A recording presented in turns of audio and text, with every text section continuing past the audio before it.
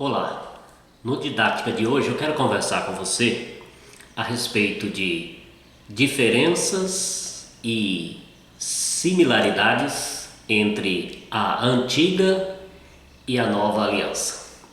Sabemos que há dois testamentos, bem como está dividida a nossa Bíblia, entre Antigo e Novo Testamento, que também podemos chamar de Antiga e Nova Aliança, ou Antigo e Novo Pacto.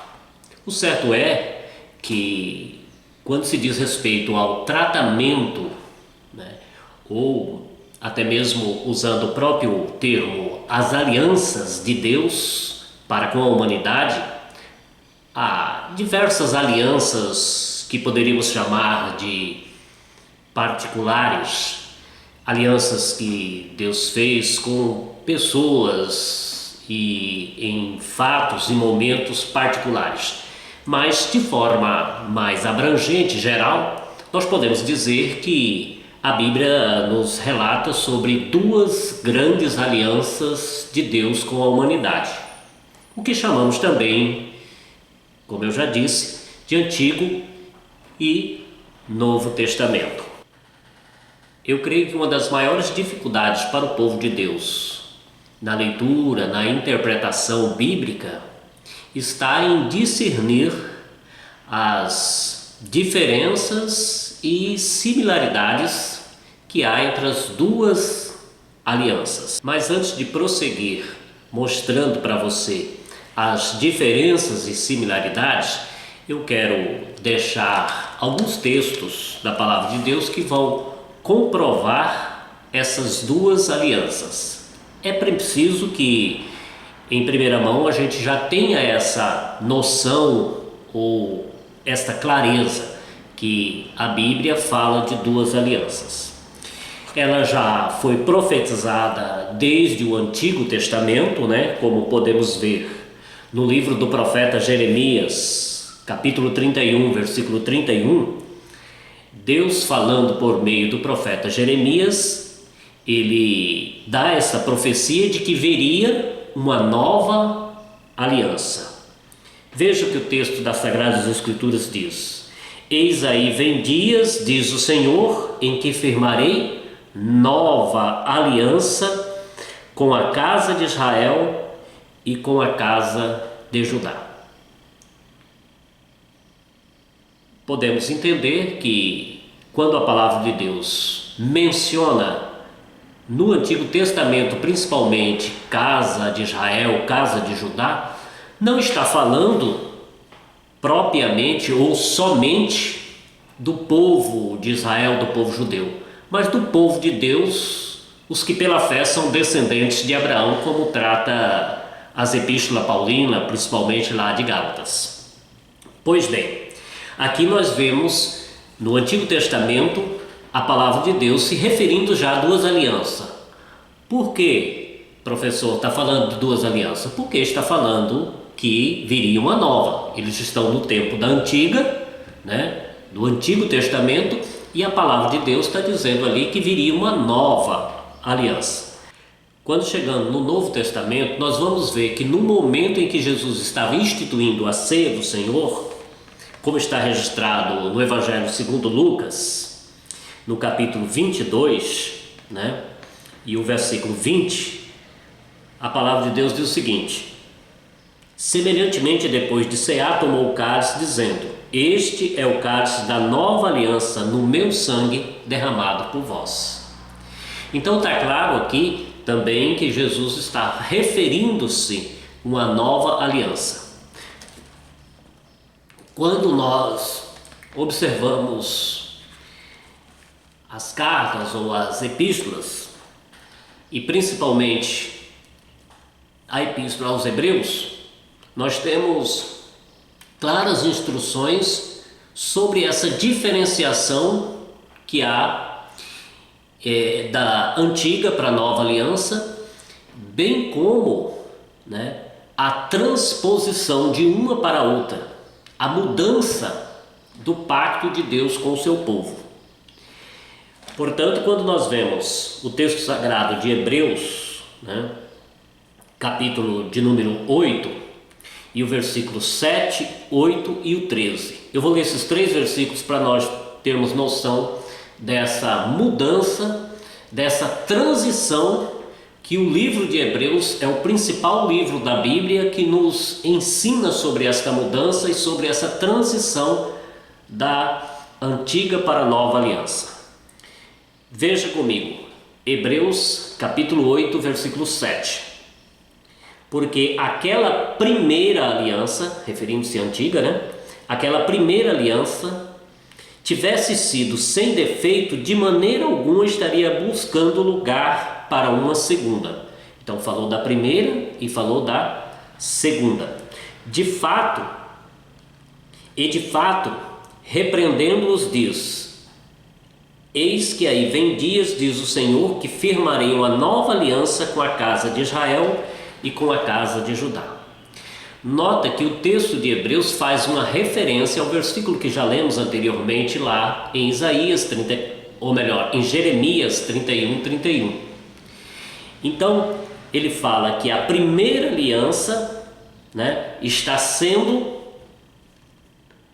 transferida para uma segunda, para uma nova, que vem suprir. E aí quando a gente chega no versículo 13 do mesmo capítulo 8 de Hebreus, nós lemos o seguinte: quando ele diz nova, torna antiquada a primeira, e aquilo que torna antiquado é envelhecido e está prestes a desaparecer. Toda leitura que eu estou fazendo aqui, eu estou usando a tradução de João Ferreira de Almeida, revista e atualizada.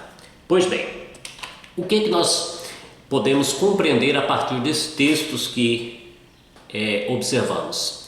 Está bem clara que a primeira aliança, né, como diz o texto aqui de Hebreus, tornou-se inadequada e está prestes a desaparecer. E de fato desapareceu, dando lugar a uma nova aliança. E essa nova aliança tem formas e preceitos diferentes da antiga aliança. Mas para que a gente possa compreender isso de forma melhor, nós precisamos entender que na antiga aliança nós vemos 3 tipos de leis diferentes, que nós podemos denominá-las de leis cerimoniais, leis civis e leis morais ou espirituais. Eu não sei qual desses 2 termos fica mais adequado para nominá-lo, esse terceiro tipo de leis aí. Pois bem, mas quais seriam essas leis? No que diz respeito a leis cerimoniais, é tudo aquilo que envolvia uma gama de coisas que tinha como objetivos didáticos, simbólicos, figurados para ensinar as verdades de Deus ao seu povo. Dentre essas leis, nós temos ali diversos preceitos, né, no cerimonial do culto e de tantas coisas ali do Antigo Testamento, que nós podemos dizer que não são mais aplicáveis ao Novo Testamento, como os sacrifícios, a circuncisão e outros mais. Pois bem, eu creio que aqui já deu para você entender o que é lei cerimonial. Aí nós temos lei civil, que assim a chamamos, porque eram leis que podemos dizer que fazia parte da Constituição do Estado de Israel. Então, que não são aplicáveis no Estado brasileiro, por exemplo, onde nós estamos vivendo. São leis importantes, princípios maravilhosos de Deus para a constituição de um povo, de uma nação, mas que não são mais aplicáveis. E o terceiro tipo de lei, que eu estou chamando aqui de lei espiritual ou lei moral, é aquelas que são leis eternas e imutáveis de Deus, porque faz parte ou constitui-se diretamente no que diz respeito ao caráter de Deus, né? Não matarás, não adulterarás, não dirás falsos testemunhos. Então estas leis, elas são eternas, estão todas colocadas na nova aliança ou no Novo Testamento. Basta que olhamos, o Sermão da Montanha. Jesus praticamente repetiu e passou por um prisma do amor, fazendo uma interpretação mais correta, corrigindo os erros de interpretação, principalmente naqueles termos que ele usava: visto o que foi dito, eu porém vos digo, ali no Sermão da Montanha. Jesus praticamente cita toda a lei moral ou lei espiritual, como estamos chamando aqui, do Antigo Testamento, da Antiga Aliança, mas não cita nenhuma sequer das leis cerimoniais. Entendeu? Por quê? Porque elas não fazem mais parte da nova aliança. Ele também não cita leis civis, porque agora a nova aliança, que é a nova aliança que está estabelecida, e nesta nova aliança ele constitui a sua igreja, como ele diz em Mateus 16 e verso 18: eu edificarei minha igreja. E essa nova aliança é para a igreja, é com a igreja. Então não é mais para um povo específico como era ali a nação de Israel, é para todos, Então ele também não repete leis civis, e nós não a encontramos também nas cartas paulinas, bem como não encontramos nas cartas ou epístolas gerais nem as leis cerimoniais e nem as leis civis. Portanto, aí está a grande diferença entre a antiga e a nova aliança, que precisamos saber as similaridades e as diferenças. Similaridades: os mesmos preceitos morais de Deus são repetidos no Novo Testamento. As leis cerimoniais, as leis civis não estão na nova aliança, no Novo Testamento. Agora, eu também gosto de deixar claro e observar com os amados que não se trata de tempo da lei ou de tempo da graça. Eu creio que essa interpretação ou essa nominação que se dá para a antiga aliança e a nova aliança não é plenamente correta, porque na antiga aliança tinha graça e lei, e na nova aliança tem graça e lei. Então, quando se denomina a antiga aliança como o tempo da lei e a nova aliança como o tempo da graça, eu creio que não é, no mínimo, esclarecedora essa nomenclatura dada. Por quê? Na antiga aliança nós vemos uma manifestação da graça de Deus maravilhosa, que era a tipologia de Cristo, da cruz, do seu sacrifício, da sua morte expiatória em nosso favor, por obra e graça de Deus em nosso favor. Qual era a maior expressão de graça na antiga aliança? Os sacrifícios. Todas as vezes que uma pessoa cometia pecado, ele tinha, vamos dizer aqui, a opção, eles tinham essa condição, de chegar diante do sacerdote e apresentar um sacrifício, um cordeiro, um bode, um touro, um novilho, em prol da remissão dos seus pecados. Logo, toda vez que uma pessoa pecasse no Antigo Testamento, estava ali, na antiga aliança, a graça de Deus manifesta em Cristo Jesus, porque todo aquele sacrifício tipificavam a Cristo.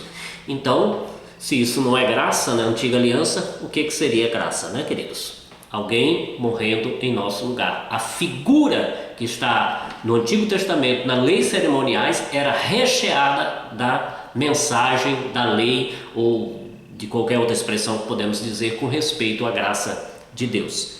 Mas também no Novo Testamento, ou na Nova Aliança, ela está recheada de leis, porque a lei é a manifestação do amor de Deus.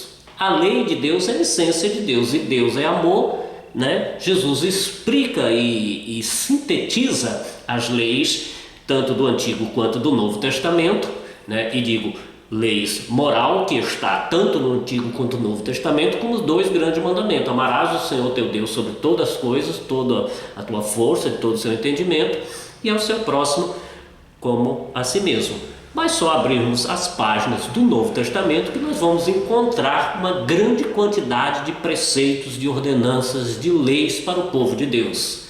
Ou seja, a lei de Deus é a manifestação do amor de Deus. Esta lei que nós estamos chamando aqui de lei espiritual ou lei moral, ela está presente tanto no Novo quanto no Antigo Testamento, ou quanto na Nova quanto na Antiga Aliança. Mas é importante notarmos que há diferenças, né, que tem que ser observada, que muitos dos preceitos das leis que chamamos de cerimoniais e são leis civis da Antiga Aliança não se aplica à Nova Aliança, e muitas, ou até melhor, né, todas as leis que nós estamos chamando de leis morais da Antiga Aliança se aplica na Nova Aliança.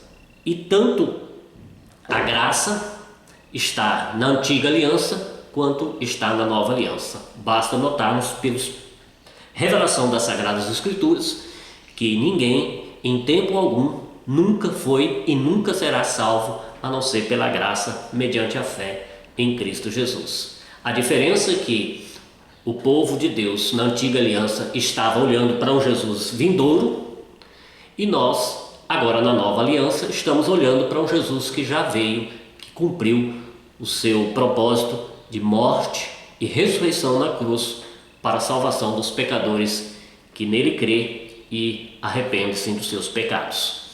Portanto, tanto na Antiga quanto na Nova Aliança, a salvação era, é e sempre será pela graça mediante a fé em Cristo Jesus. Aqui ficou uma breve exposição de diferenças e similaridades da Antiga e da Nova Aliança. Mas se você quer conhecer mais sobre este assunto, nós temos disponível aí no nosso site, né, que é www.academia Telos, um curso de teologia para todos aqueles que querem aprofundar mais no conhecimento da Palavra de Deus. Inclusive, esse curso tem uma disciplina específica para tratar desse assunto e, claro, trata com mais profundidade do que aqui tratamos, que é chamado de Teologia das Duas Alianças. É um curso com 20 disciplinas e uma delas é esta, Teologia das Duas Alianças. Então, se você quer ter conhecimento mais aprofundado da Palavra de Deus, matricule-se em nosso curso, é gratuito. Entre no nosso site e ali estará todas as informações a respeito do curso. www.academiatelos.com